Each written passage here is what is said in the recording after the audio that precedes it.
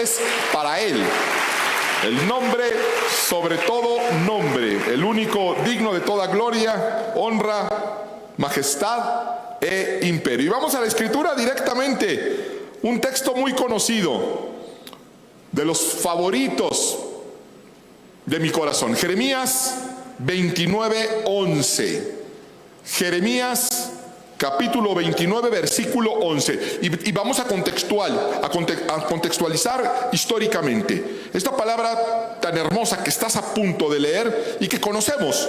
Dios se la da a Jeremías en medio de una situación complicadísima, dificilísima y tristísima que estaba viviendo la nación de Israel. Básicamente les está diciendo: van a ser invadidos, van a perder todo, han sido un pueblo infiel, han sido un pueblo desobediente, han sido un pueblo necio, y les vienen estas calamidades. Y es todos los capítulos prácticamente de Jeremías, y prácticamente al final del libro viene esta palabra. Después de una palabra de juicio en contra de Israel, fíjate qué palabra, Jeremías 29:11. Porque yo sé muy bien los planes que tengo para ustedes, afirma el Señor. Planes de bienestar y no de calamidad, a fin de darles un futuro y una esperanza. Y esa promesa de parte de Dios para su pueblo sigue vigente hoy. Dios nos dice: porque yo conozco muy bien, dice otra versión, yo sé muy bien los planes que tengo para ti. Y quizá te preguntas: ah, caray, ¿qué planes tendrá Dios para mí? Quizá es algo feo me espera en el futuro. Con tanta cosa que uno escucha en las noticias, quizá viene algo horrible sobre mi vida, viene alguna calamidad sobre mi familia. Y Dios lo aclara: no, son planes de bienestar, no son planes de calamidad. Hay un futuro y podemos tener esperanza en que las cosas van a mejorar. Por eso a mí me caen regosos esos apostolocos que se la pasan profetizando calamidad sobre el pueblo de Dios, porque no es lo que la Escritura me dice. Ciertamente el mundo se está colapsando, ciertamente vienen tiempos difíciles, estamos todavía en medio de una plaga. El pueblo de Dios enfrentó plagas en Egipto, pero lo que se le olvida a veces al pueblo de Dios es que las plagas no los tocaron, que finalmente fue para libertad de ellos, terminó siendo para liberación. Así que todo lo que enfrentemos será para liberación, es para bien, es para mejor. Y por eso es tan importante y tan hermoso esta porción de Escritura, donde sabemos que Dios tiene planes para nosotros, para nuestra familia, y son planes de bienestar. Hay un futuro y hay una esperanza. Pero a veces enfrentamos calamidades, enfrentamos crisis, y decimos: bueno, tengo esa promesa de parte de Dios. Así que lo que hacemos es esperar en la promesa. Todos hemos escuchado y todos entendemos los tiempos de Dios. A veces dices: bueno, ¿cuándo va a ser tiempo? No lo sé, pero hay un tiempo para todo. Dios tiene un tiempo y tengo una promesa de bienestar. Y ahí nos la llevamos, esperando que llegue esa promesa de bienestar, esa promesa de reedificación, esa promesa de restauración, esa promesa de sanidad. ¿Por qué? Porque Dios lo prometió, y si Dios lo prometió, pues se va a cumplir, ¿no es cierto? Pues no es cierto.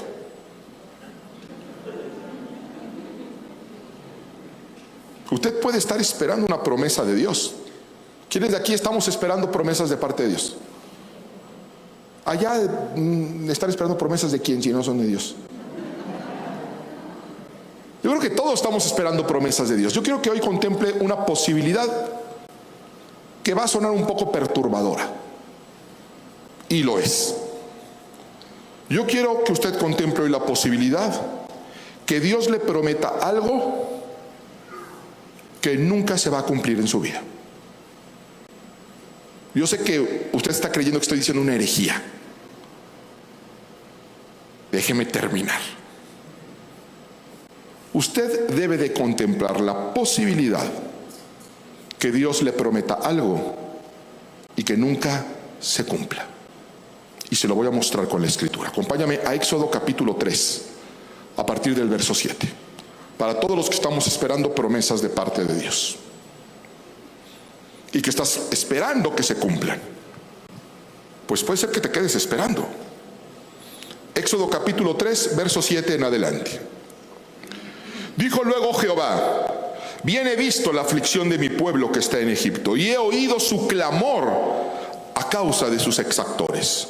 Pues he conocido sus angustias y he descendido para librarlos de mano de los egipcios y sacarlos de aquella tierra a una tierra buena y ancha, a tierra que fluye leche y miel, a los lugares del cananeo, del eteo, del amorreo, del fereceo, del heveo y del jebuseo. Conocemos esta promesa de Dios. Escucha el clamor de su pueblo. Ve la opresión en la que están viviendo y les hace una promesa: los voy a sacar de la opresión egipcia, los voy a librar de la esclavitud. Y no solamente eso, sino que los voy a llevar a una tierra de prosperidad. Los voy a llevar a una tierra donde fluye, donde emana leche y miel. Esa es la promesa, ¿no es cierto? Ahora acompáñame rápidamente a Números 32:13. Efectivamente, Dios los saca de la esclavitud en Egipto. Dios se mueve poderosamente, hace milagros espectaculares. Y el pueblo sale de la esclavitud y va rumbo a la tierra prometida. La tierra que Dios les había prometido, se las iba a entregar. Números 32:13. ¿Estamos todos ahí ya? El Señor se encendió en ira contra Israel y los hizo vagar por el desierto 40 años, hasta que murió toda la generación que había pecado. La infidelidad del pueblo, su desobediencia, su idolatría, los llevó a estar vagando por el desierto hasta que murió, dice la Escritura, toda la generación que había salido de Egipto. Eso quiere decir que, salvo dos honrosas excepciones, que son Josué y Caleb, que conocemos la historia, ninguno de todo el pueblo de los que recibió esa promesa la recibió. Ni uno solo. Entró otra generación, una generación que además Dios no se lo había prometido a ellos. Entró una generación que, ¡ay, hoy se cumplió la promesa! ¿Cuál promesa tú? Porque a mí no me la hicieron. Y por eso dicen la promesa que le hizo a tus padres. Esa promesa era para los padres. Y los padres no vieron el cumplimiento. Fue otra generación la que recibió esa promesa. Quienes la tenían originalmente la perdieron y murieron en el desierto sin siquiera haber visto la frontera. Murieron lejos de ahí. Otro ejemplo, Primera de Samuel, capítulo 9, verso 15 en adelante. Primera de Samuel, o primer libro de Samuel, como le dicen unos que son muy ortodoxos. Dios elige a un hombre para ser el rey de Israel, el primer rey de Israel. Y le dice al profeta Samuel que él lo va a ungir. Vamos a ver este diálogo entre Dios y Samuel. Y un día antes que Saúl viniese, Jehová había revelado al oído de Samuel diciendo: mañana a esta misma hora yo enviaré a ti un varón de la tierra de Benjamín, al cual ungirás por príncipe sobre mi pueblo Israel, y salvará a mi pueblo de mano de los filisteos. Porque yo he mirado a mi pueblo, por cuanto su clamor ha llegado hasta mí. Y luego que Samuel vio a Saúl, Jehová le dijo: he aquí, este es el varón del cual te hablé, este gobernará a mi pueblo.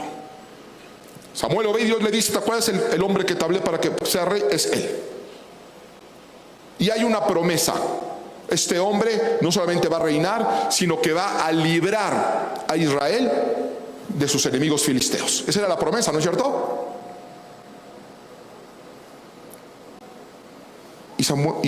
Y Saúl no libró a Israel de los filisteos. No solamente no libró al pueblo de los filisteos, sino que pasaron otras cosas que son tremendas.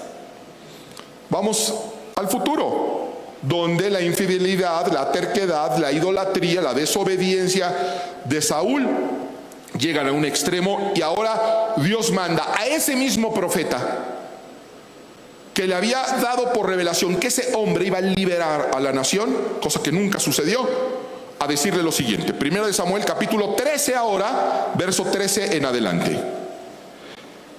Entonces Samuel dijo a Saúl, ya siendo rey: locamente has hecho.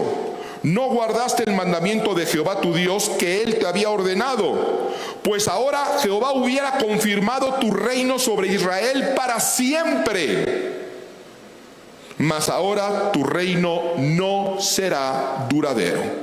Jehová se ha buscado un varón conforme a su corazón, al cual Jehová ha designado para que sea príncipe sobre su pueblo, por cuanto tú no has guardado lo que Jehová te mandó. Saúl tenía una promesa: ser príncipe, rey de Israel, liberar al pueblo de sus enemigos. Y ahora vemos a Dios diciéndole: tu linaje hubiera reinado para siempre sobre Israel. Para siempre. ¿Sabes qué quiere decir eso? Que no hubiera habido un David. Porque había una promesa de que la descendencia de Saúl iba a reinar para siempre. Y dice: pero como desobedeciste, como hiciste lo malo, he buscado. Dios ya buscó a otro que ahora sea ese príncipe que tú deberías de haber sido. Esa promesa que recibió David originalmente no era para David, era para Saúl. Era para Saúl y para su descendencia, y terminó siendo para David y para su descendencia.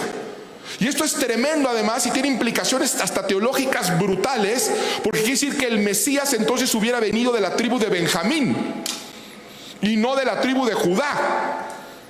No solamente David recibió esa promesa, sino toda una tribu y todo un linaje recibió una promesa que originalmente eran para otro. Y eso nos lleva a concluir que hay promesas para tu vida que puede ser que se las lleve otro. Y yo no quiero que otros se lleven las promesas que Dios tenía para mí. Yo quiero que las promesas que Dios tenga para mí sean para mí y para mi linaje. Pero puede ser que sean para alguien más. Que planes que Dios tenía para ti, promesas que tenía para ti, terminen en manos de alguien más. ¿Verdad? Y esto es preocupante. Decimos, pero ¿qué hago ahora? ¿Por qué? Saúl se equivocó, David también. Fíjense qué curioso, David también se equivocó. Saúl hizo cosas terribles, David también hizo cosas terribles.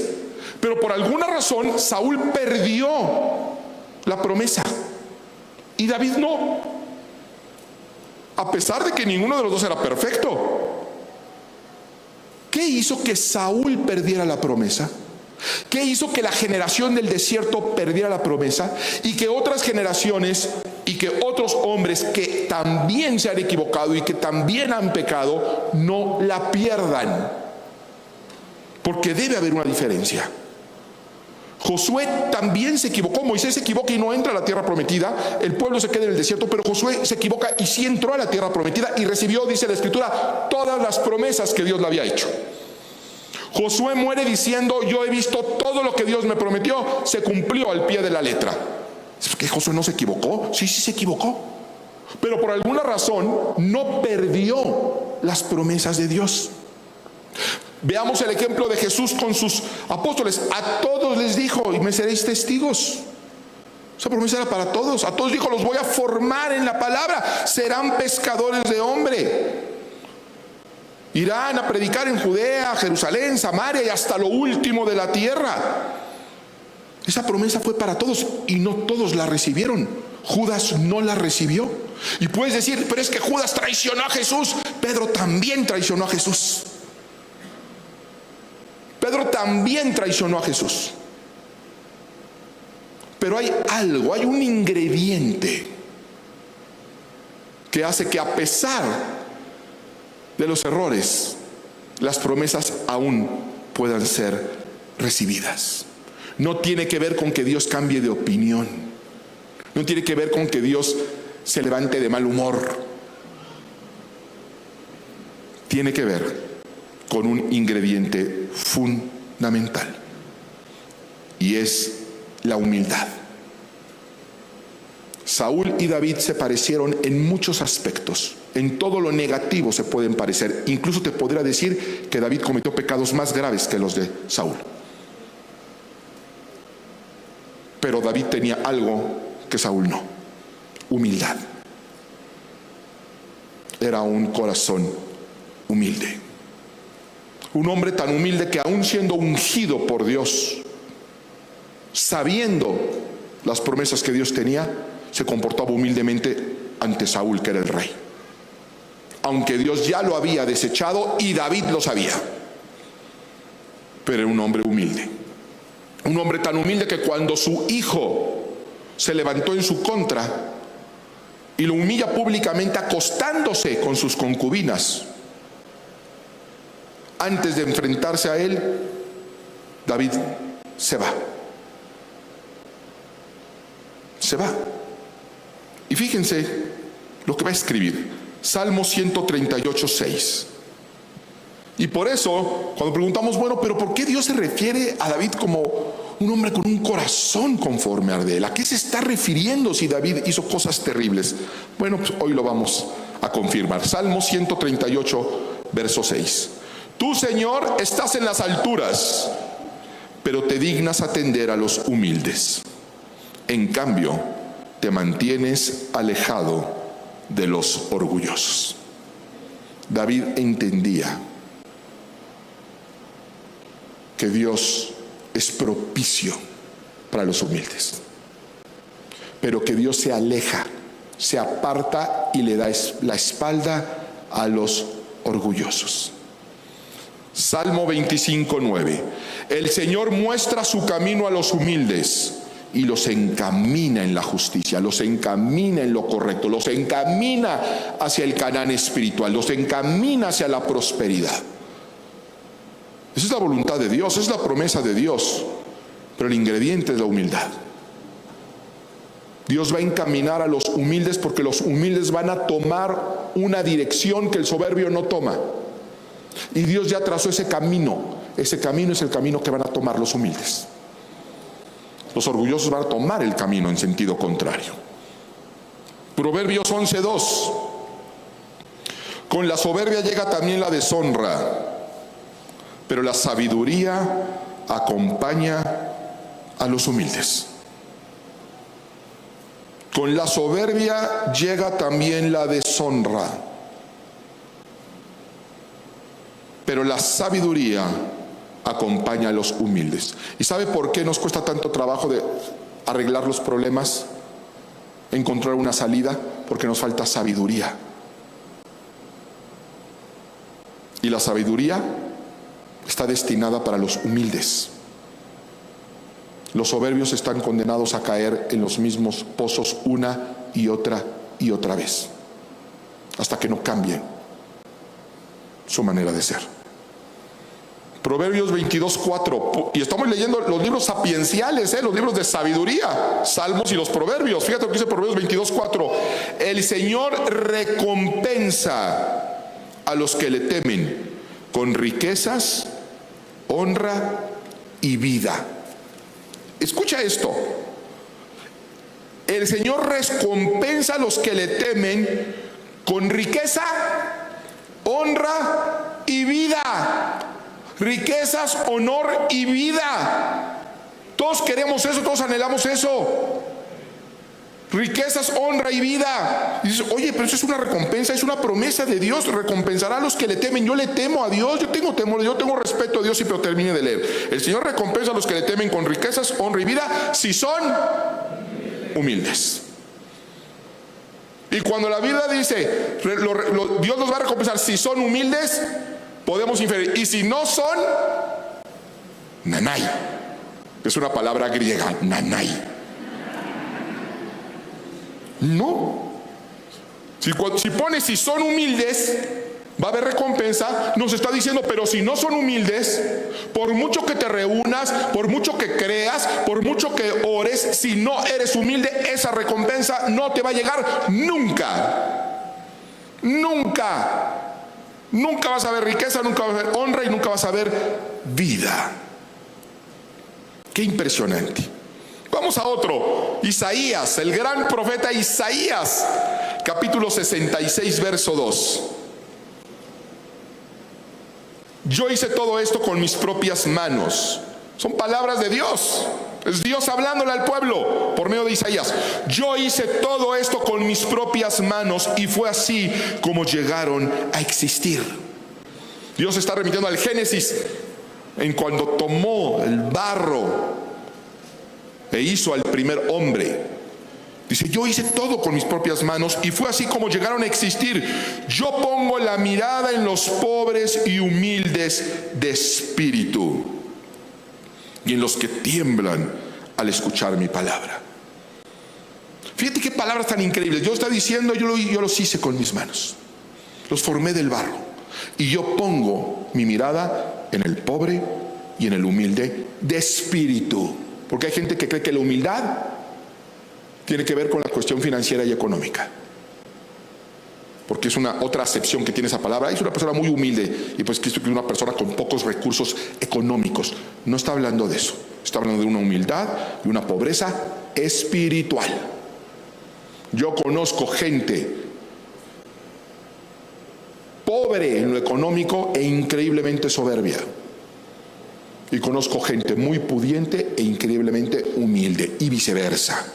De todo hay. Lo que quiero decirte es que no es una cuestión de cuánto tienes en el bolsillo, sino de qué tienes en el corazón. Y Dios es propicio al humilde de corazón. Y es interesante entender de dónde viene la palabra humildad. Viene del latín humilitas, que tiene el sufijo que indica cualidad de ser, el itas, y humus, que significa tierra. De ahí viene la palabra humildad, remitiéndonos a que Dios nos hizo de la tierra. Que no olvidemos que nos hizo de la tierra, que nos hizo del barro, que nos hizo del fango con sus propias manos, y que de ahí venimos todos. Todos. Si usted tiene sangre azul, pues será molusco, porque son los únicos que tienen sangre azul en la naturaleza. Todos Dios nos formó de la tierra. Y eso nos debería de mantener con los pies en la tierra. Por eso hay ese tipo de expresiones.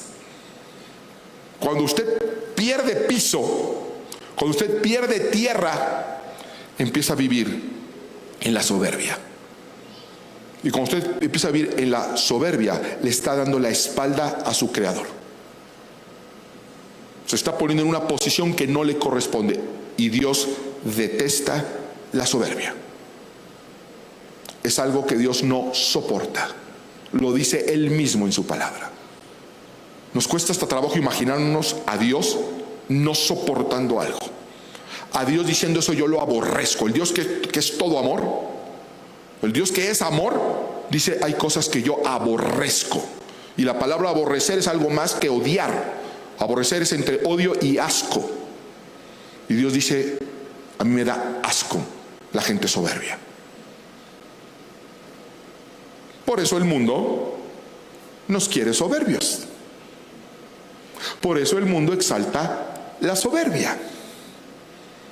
Porque Satanás sabe los terrenos que vamos a pisar si nos volvemos personas orgullosas. Y ahora, ¿quién quiere ser humilde? ¿Quién trata de ser humilde? Nadie. Vivimos en una soberbia terrible, mirando por encima del hombro a todo el mundo, creyendo que maltratar a los demás es símbolo de estatus o de poder o de no sé qué. Pero es terrible. No puede ser así. Estamos de hecho viviendo las consecuencias de un mundo que hemos permitido que eduque a nuestros hijos para ser servidos, para ser los número uno a costa de lo que sea, a una costa de pisotear a los demás, que también son criaturas de Dios. Proverbios 8:13, porque hablamos de la recompensa que hay para quien teme al Señor, la sabiduría que hay para quienes temen al Señor. De hecho, la Escritura dice que el principio de la sabiduría es el temor de Jehová. Y cuando esa palabra nos suena rara, decimos, pero es temor, ¿qué? ¿Tengo que tener miedo? ¿Tengo que tener a Dios? No, es en sentido de respeto. Cuando la Biblia dice, el principio de la sabiduría es el temor de Jehová, no es que le tengas miedo a Dios, sino que le tengas respeto. Eso lo hemos escuchado y hay algo de verdad en ello.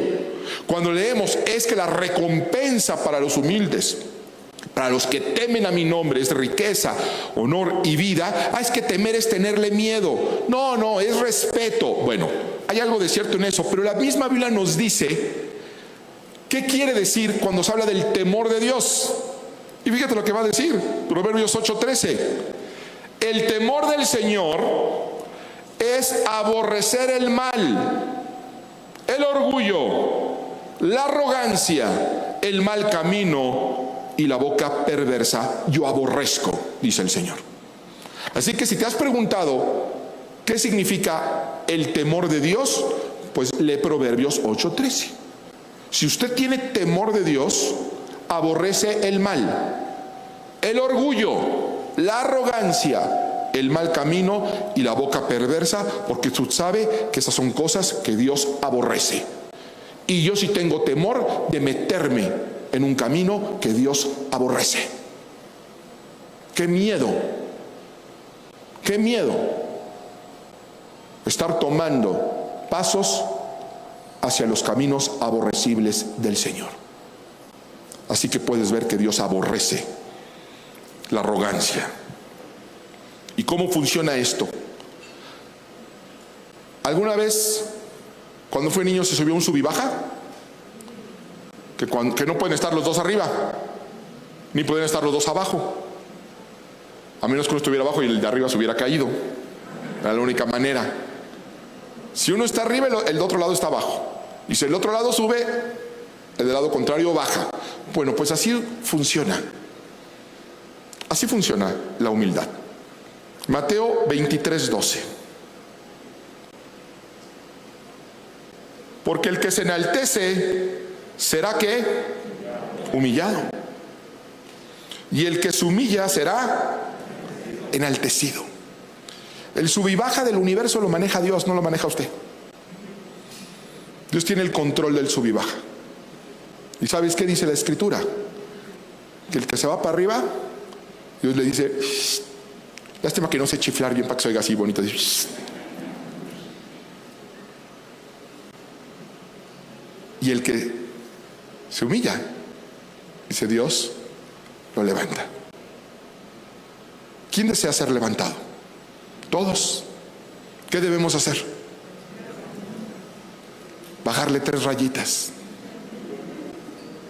o 4 o 5. Entre más le baje, más lo sube Dios. Entre más le baje Dios, más nos va a subir. Proverbios 16:18.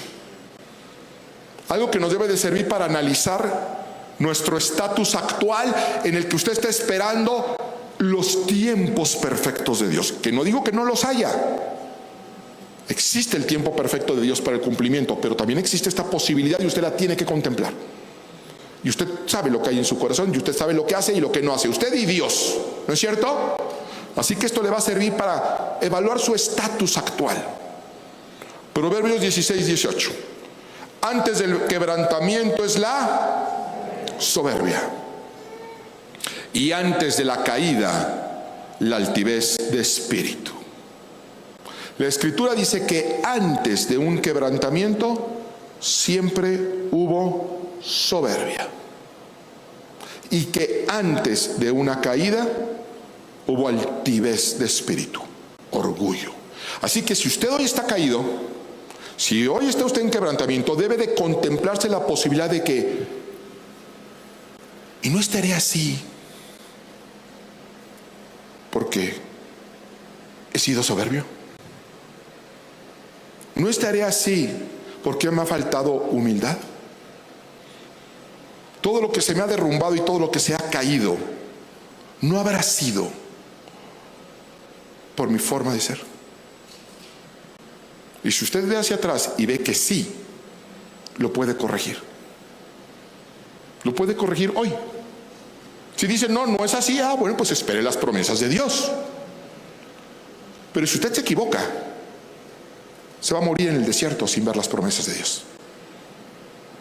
Porque no es parte del plan de Dios que usted pase lo que está pasando ni viva lo que está viviendo. Es el resultado de su soberbia y es el resultado de su falta de humildad. Y de la misma manera, cuando usted ve a alguien soberbio, puede profetizar que va a caer. Si usted ve un soberbio hoy, usted puede profetizar, es cuestión de tiempo para que todo esto se derrumbe. Porque la Escritura dice que antes de la caída, antes del levantamiento, siempre hubo falta de humildad. Así que nos conviene ser humildes. Debemos ser humildes. Dios demanda que seamos humildes. ¿Cómo somos humildes? Porque confundimos nuevamente el concepto. No es ser humilde que regalo todo a los pobres, me quedo sin nada. Eso no lo va a convertir en pobre. Y puede ser un pobre soberbio. ¿Qué es ser humilde? Ser amable con todos. No, eso es ser amable con todos. Eso no es ser humilde. Ser humilde es una cuestión del corazón. Pero hay gente que cree que la humildad es como un don. Como que aquí hay gente que, así como fuera una noche de talentos, y tú ¿qué tienes? ¿Cuál es tu característica? No, pues yo canto muy bonito. Y tú no, yo dibujo muy bonito. Y tú no, yo tengo un don de gentes. No, a mí me gusta pintar. No, yo bailo. Y tú no, yo soy humilde. Yo nací humilde. Eso no existe. No es un don. De hecho, nadie nace humilde. Nadie nace con un corazón humilde. La humildad se forja y se trabaja. Mateo capítulo 11, verso 29. Una enseñanza muy extendida, muy conocida de nuestro Señor Jesucristo. La enseñanza acerca del yugo. Y fíjate lo que va a decir Jesús. Llevad mi yugo sobre vosotros y aprended de mí, que soy manso y humilde de corazón. Y entonces hallaréis ¿qué? ¿Para qué? Qué bonito predican. Hallaréis descanso para su alma. Si tú necesitas descanso, no ese descanso físico, ese descanso del alma que no encuentras, pon atención a lo que está diciendo aquí Jesucristo. Llevad mi yugo, aprended de mí, que soy manso y humilde de corazón. Aprended de mí. La humildad es algo que se aprende. No naces humilde. No puedes ir a comprar humildad. No puedes hacerte el humilde. La humildad se aprende del maestro. Y que como todo aprendizaje es un proceso. Pero debemos aprender de Jesucristo. Ponernos su yugo, que es su palabra. Vivir de acuerdo a la palabra de Dios va a transformar tu corazón soberbio en un corazón humilde. Vas a aprender aquí cómo ser humilde. Y entonces vas a hallar descanso para tu alma. Nadie sabe cómo ser humilde. Se perdió en el Edén esa capacidad. Pero Jesús nos quiere enseñar. Y nos lo enseña a través de su palabra y sus estatutos.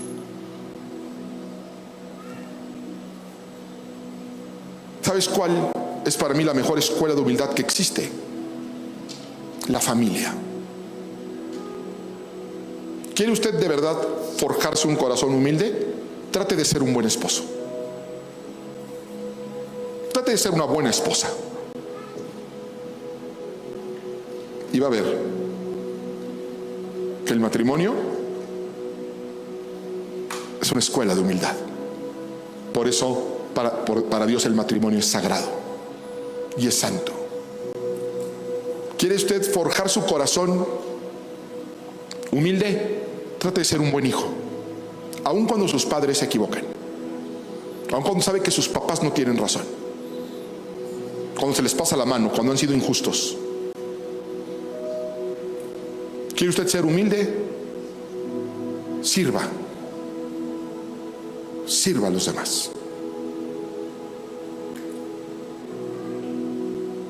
Estamos educando a nuestros hijos para ser servidos, para ser soberbios. ¿Quién educa a sus hijos para servir? ¿Quién le dice a sus hijos: hijos, sirvan a los demás? Aún a los que no se lo merezcan, sírvelos. Y sírvelos con excelencia, y sírvelos sin reproche. ¿Quién educa a sus hijos así? Dios educa a sus hijos así. Dios educa a sus hijos así. Filipenses capítulo 2, a partir del verso 5. La exhortación del apóstol a una iglesia como la nuestra. Haya pues en vosotros este sentir que hubo también en Cristo Jesús. Este es un sentir que hubo en Cristo y que debe de estar en nuestra iglesia. El cual, siendo en forma de Dios, no estimó el ser igual a Dios como cosa que aferrarse, sino que se despojó a sí mismo, tomando forma de siervo, hecho semejante a los hombres, y estando en la condición de hombre, se humilló a sí mismo, haciéndose obediente hasta la muerte y muerte de cruz. Por lo cual Dios también lo exaltó hasta lo sumo y le dio un nombre que es sobre todo nombre, para que en el nombre de Jesús se doble toda rodilla de los que están en los cielos y en la tierra y debajo de la tierra, y toda lengua confiese que Jesucristo es el Señor, para la gloria de Dios Padre. Usted le lleva gloria a Dios cuando es humilde. Dice: imiten a Cristo, que siendo igual a Dios se despojó a sí mismo y se hizo hombre, que ya era demasiado humillante. Imagínate un ser infinito, un ser omnipresente, hacerse finito y contenido en un cuerpo de carne. Y dice: y todavía estando en esa condición, se humilló a sí mismo. No se trata de dejarnos humillar por los demás. No malinterprete, no malentienda lo que es la humildad. No, dice: se humilló a sí mismo, haciéndose obediente, tomando forma de siervo, de servidor. ¿Qué hizo Jesús durante la última cena? Le lavó los pies a los discípulos. ¿Cuándo fue la última vez que usted le lavó los pies a alguien? Tal vez nunca lo ha hecho, ni siquiera a su esposa, ni siquiera a sus hijos. Ya no hablemos de sus hermanos en la fe, ni siquiera a los que dice amar más. Se humilla ante ellos. Yo sueño con una iglesia que Dios levante cada día más y más y más y más y más. Para que Dios levante esta iglesia a estaturas insospechadas, necesitamos ser una iglesia humilde. Pero una iglesia humilde significa familias humildes. Esto no lo podemos hacer aquí los domingos nada más. Nuestro Señor, que descienda hoy el don de la humildad. Es una decisión que usted debe de tomar hoy, para tomar las promesas de Dios. Y familias humildes, que se traducen en iglesias humildes, vienen de matrimonios humildes. Y un matrimonio humilde viene de personas, de hijos e hijas de Dios humildes, que sirven a los demás. Su estatura espiritual no se mide en cuánto sabe de la Biblia, ni cuántos domingos del año asiste a la iglesia, ni si se sabe todos los libros de la Biblia de memoria. La estatura, la verdadera estatura espiritual, se mide en su capacidad de servir a los demás. ¿Cuánta gente puede decir de usted: su vida me ha servido, su ejemplo me ha servido, su testimonio me ha servido? Yo le doy gracias a Dios por tu vida, papá, por tu vida, mamá, por ti, hijo, por ti vecino, por ti amiga, por ti amigo. ¿Cuántas personas pueden decir eso de ti? Y que no sea una gentileza, que sea verdadero. Tal vez muy pocas. Tal vez muy pocas. Miqueas 6:8. Miqueas es un profeta del Antiguo Testamento, donde vivían regidos bajo la ley, cientos de preceptos que tenían que cumplir cabalmente y al pie de la letra. Eso es lo que decían los religiosos. Fíjate lo que Dios les mandó a decir por medio del profeta Miqueas. Oh hombre, ya te ha sido declarado lo que es bueno y lo que pide Jehová de ti. Solamente 3 cosas. No son más de 600 preceptos. No es no comer cerdo, no tomar café, no guardar el sábado, ¿no? Dice, son 3 cosas.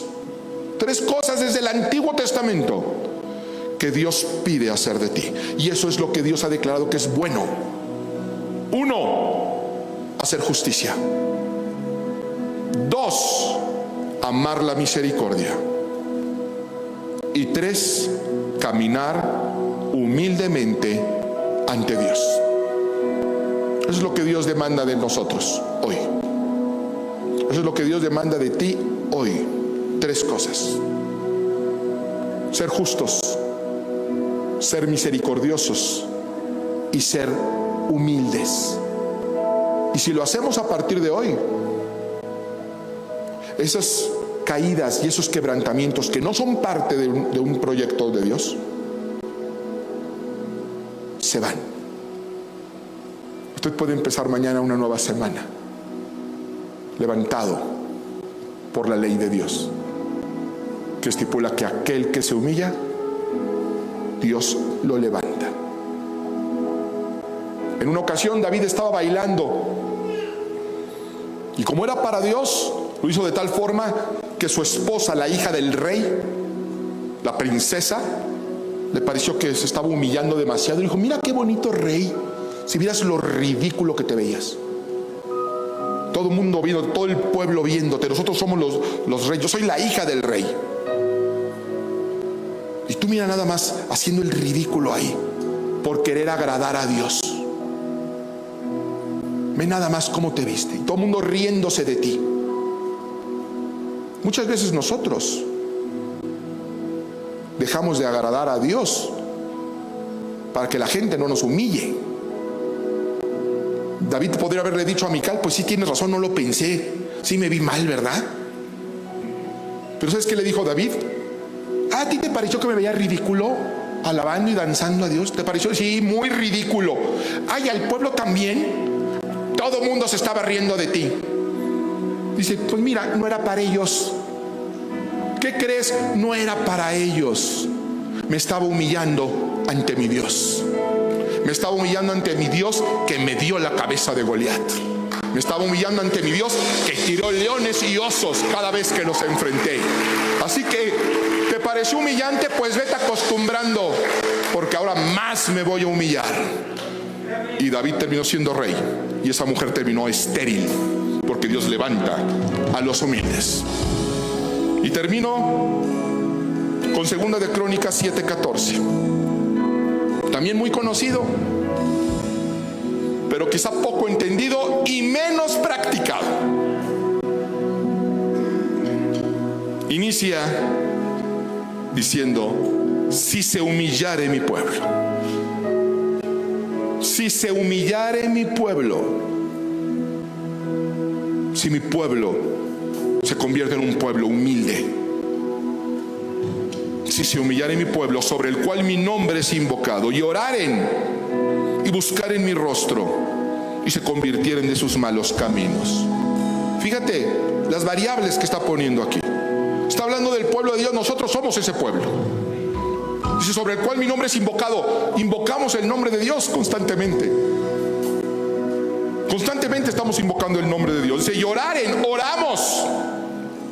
Y buscar en mi rostro, buscamos, es lo que estamos haciendo aquí. se vuelve de sus malos caminos, tratamos de buscarnos de sus malos caminos. Todo eso lo entendemos. Creo que lo que nos falta es empezar por el principio. Si se humillare mi pueblo, entonces va a suceder. Pero si no sucede lo previo, no va a suceder. Y empieza por humildad. Entonces yo oiré desde los cielos y perdonaré sus pecados y sanaré su tierra. Aferrémonos a esa promesa de sanidad. Solamente hace falta humildad. Que Dios nos bendiga.